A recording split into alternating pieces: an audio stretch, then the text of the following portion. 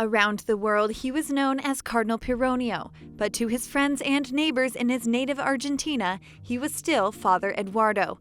He was the youngest of the 23 children of an Italian immigrant couple and received the faith from his mother. Those who knew him described him as a man who was warm, fatherly, and above all, very close to his family. His ministerial life led him to be involved in the Universal Church, and therefore a great part of his life was spent in Rome.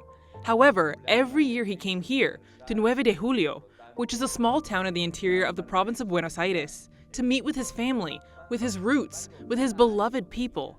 Cardinal Pironio moved to Rome in 1975 to become prefect of the Dicastery for Institutes of Consecrated Life and Societies of Apostolic Life, a position given to him by Pope Paul VI, the same pope for whom he was a confessor and who made him a cardinal.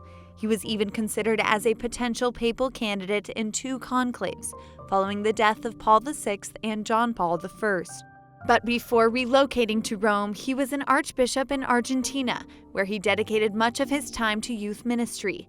This mission in his home country was the groundwork for what would later become World Youth Day.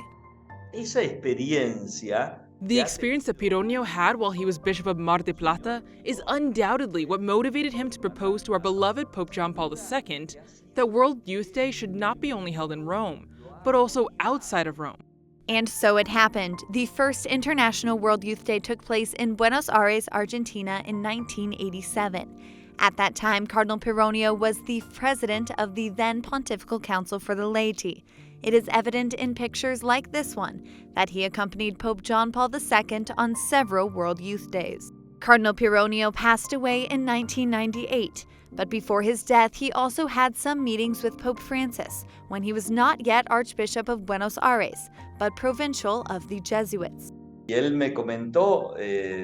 Pope told me about the personal relationship he had with our dear Cardinal Pironio and the experience of spending time with a holy man, a man of God. Pope Francis was very moved when he told me this. The miracle necessary for Cardinal Pironio's beatification was approved by the Vatican in early November. He is credited with the extraordinary healing of a 15-month-old baby who was in a coma.